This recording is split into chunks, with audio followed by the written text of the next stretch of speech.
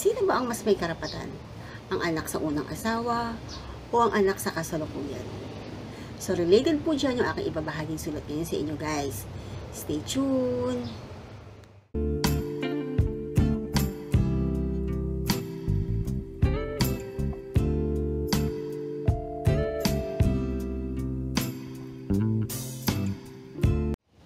Hello guys! Welcome back to my YouTube channel. So, isang sulat na naman po ang aking gustong ibahagi sa inyo. So, isang letter sender na naman po ang nanghihingi ng advice kung anong decision ba ang kanyang kailangan gawin sa kanyang problema. Pasok! Hello po. Please hide my identity. Wala kasi ako mapagsabihan at dito ko naisipan na maglabas ng aking nararamdaman. Gusto ko lang sanang malaman kung selfish ba ako sa sitwasyon naming mag-asawa.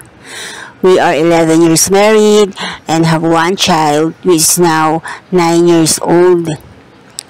Foreigner ang asawa ko, Asian, OFW ako dati, and we work in the same company when we first met.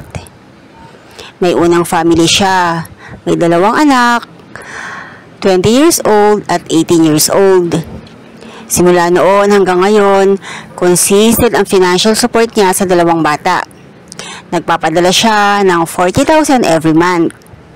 While sa amin is 25 to 30,000 pesos per month. By the way, nandito na ako sa Pinas, nag-aalaga ng anak namin. Somehow, feeling ko it's unfair. Although may court order kasi siya na ganun dapat ang amount na isusustento niya. Masama man sa loob ko, wala na din akong nagawa.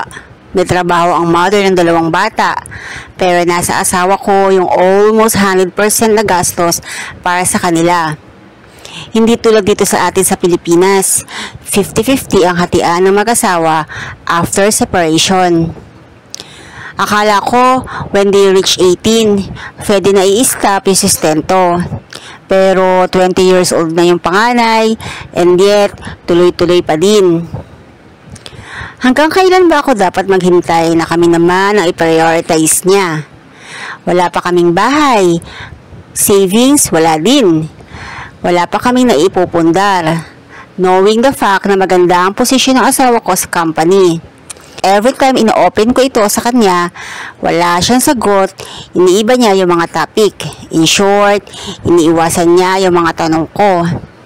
Feeling ko wala lang din kasi siyang choice dahil sa court order. Pero adults na kasi yung mga bata. Yung first family niya pala ay nasa same country kung nasaan si husband. Kaya he really needs to comply with the court order. Otherwise, madali lang siya mapapapulis ng mother ng mga anak niya. Ang point ko lang po is, bakit hindi niya kayang kausapin at least labanan yung demanda? Para sana hindi na umabot sa almost 500,000 ang binibigay niya yearly. Although sinabi na din naman niya sa akin na instead na gumastos siya sa pagkuha ng lawyer, ibibigay na lang niya sa amin. Selfish ba ako na pilitin siya na tama na ang sustento sa una niyang pamilya? Sana kami naman ngayon. O dapat ba makontento na lang ako sa kung ano ang matitira para sa amin na mag-ina niya? Umuwi na ako for good dito sa Pilipinas kasi may learning difficulties ang aming anak. Ngayon ay nasa special school kung saan siya nag-aaral. Maraming salamat po sa pagbasa ng aking sulat. God bless.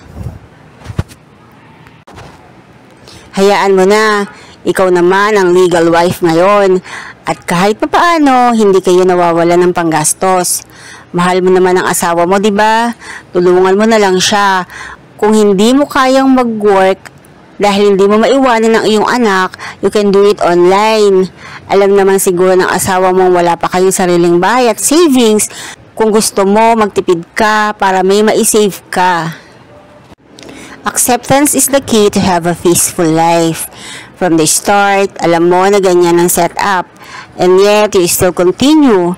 Why ranting now? Sabi mo nga, court decision na yan ang gagaling.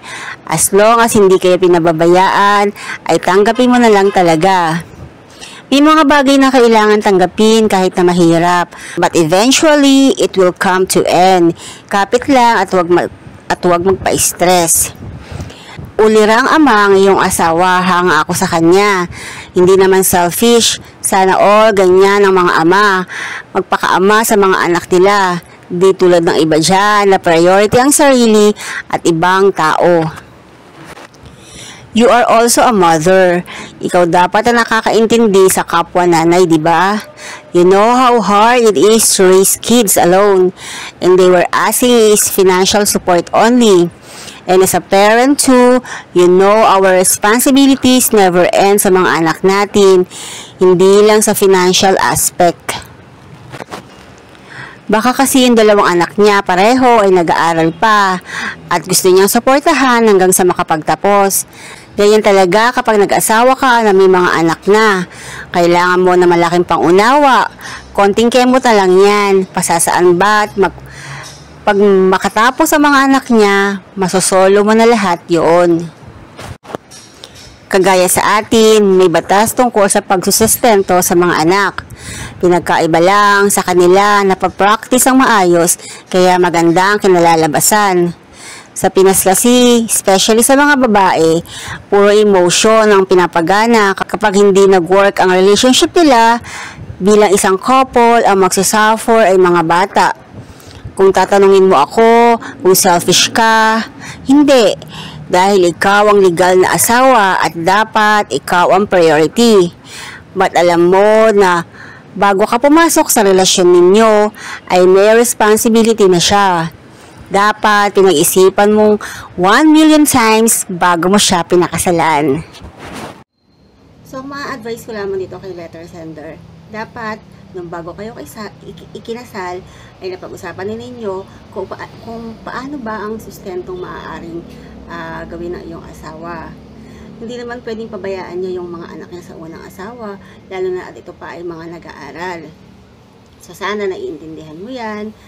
And, hindi naman nagkukulang yung asawa mo sa pagbibigay ng sustento sa anak mo. So, be happy for that. So, pwede ka rin naman mag-trabaho kung hindi mo maiiwanan na yung anak mo. Pwede naman mag-online business ka, nasa bahay ka lang, or online job. So, maraming pwede mong gawin para matulungan mo ang iyong asawa kung sakali nagkukulang man siya sa sustento. So, marami talaga nagkakaproblema tungkol sa mga sustento sa mga anak nila. Pero be happy at ang asawa mo ay hindi pinapabayaan ng iyong anak at ikaw. So, be grateful na lang. So, bago po ako magtapos, nais ko po magpasalamat sa patuloy ninyong panonood ng aking Letter of the Day episodes. Patuloy niyo pong panoorin ang mga ipapalabas kong mga videos. Don't forget to like and subscribe to my channel. Maraming salamat po and God bless. Bye!